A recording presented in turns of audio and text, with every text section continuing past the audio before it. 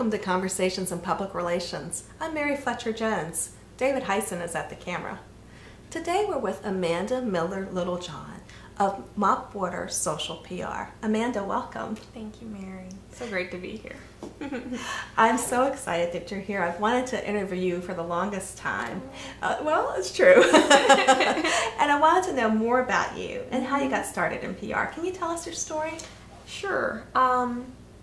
Some people don't know I started out as a journalist, and I was working as a staff writer at the Washington City paper. Oh, fun. It was great, a really good time. I had kind of worked a lot to get into the field because I was an English major in school, so I didn't go the traditional journalism school route.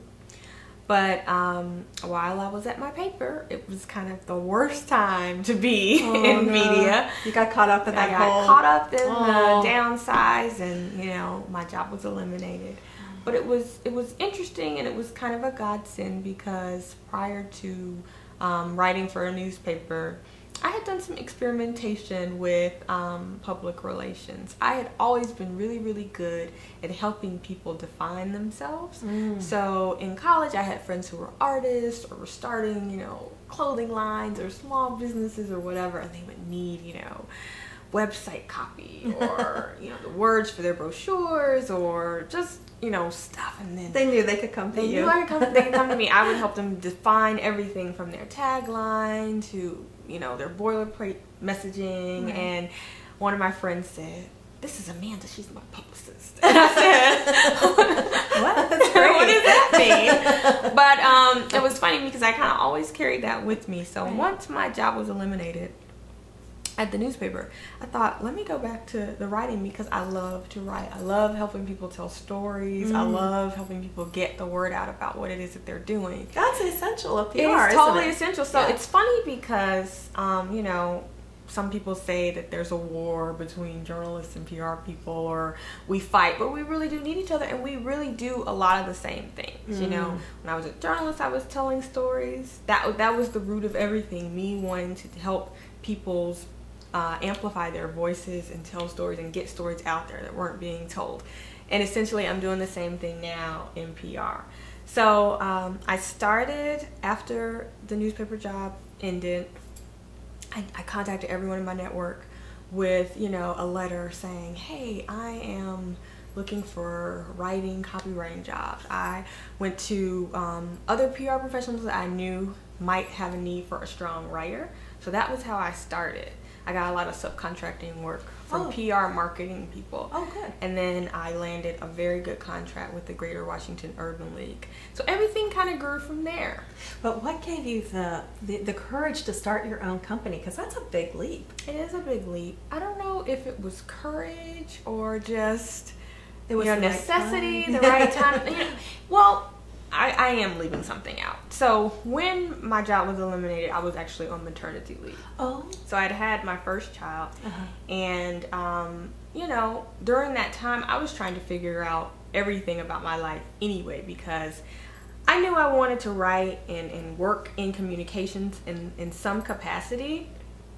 But I knew I also wanted to be there for my child and to be, you know, the 60, 80-hour week wasn't going to be working for you. Not going to happen. And I also needed to do something that was, you know, lucrative enough so that I could, you know, support or help support my family. Right. So I think that he inspired me, Logan, my oldest child. I love that. I love him too. So great. But so that great. inspired me because I wanted to be able to control my hours and control my income potential. You know, when you work for yourself, there's really no limit, but at the same time, you know, you have to work so much harder to market yourself and promote your services. So, yeah. Do you find that being a parent also kind of inspires you to be a role model on this? You know, like you want your children to look up to you? I totally, like, every day I wake up and I say, what can I do? Because I want to make Logan and Connor proud. I want them to be proud of their mom. Oh, that's wonderful. Yeah. So now you have this company, Mopwater PR. What kind of work do you do? I mean, we've got all kinds of PR agencies here in DC. You must be different in some way. I feel like Mopwater's difference is we really focus on that marriage of traditional media and social media. So we help clients tell their stories first so that, you know, when the media begins looking for information about them or even their industry, they pop up on the web. Good. So we help with blogging, of course, creating strategies around Facebook and Twitter, not just setting up a presence, but creating a strategy around campaigns and getting messages out. Also do traditional media outreach, building relationships with journalists, but building relationships, you know, through traditional outreach and using the online tools of Twitter, Facebook, etc. So I think if a client ends up working with us, they really get that online specialty. Well, now when the clients come to you and they ask for your help and your guidance, what kind of problems are there typical problems? I mean, do they tend to say, you know, nobody knows who we are, or we want to have more sales? I mean, what is it that they're saying why they want to move into social media as well as the traditional marketing? It's a mixture. Sometimes they feel like they don't necessarily know what they need. So they're not saying, oh, I need to be on Twitter.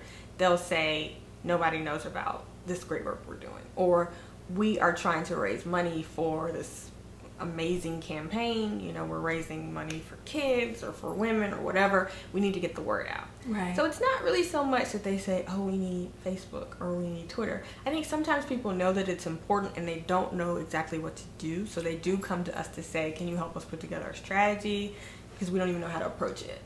But yeah. And what do you find that they really value after working with you for a while? What do they see as really, oh, this was money well spent? It's funny because at the end of the day, people always like the media impressions. They always value the media. Right? Yeah, they still do. But then also we've been getting, you know, results for clients from, and the metrics that we use are, you know, how many views did we get? How many downloads were there? How many actions were taken? How many people clicked on that link? How much money did we raise through the online fundraising campaign? Yes. So it's a lot of different metrics, but those are some of the good ones. Now, you've worked with nonprofits, you've worked with businesses, and you've done some subcontracting as well. Do you have a favorite kind of client or clients that you kind of veer toward, or do you just like the variety? I love nonprofits that are helping women and families.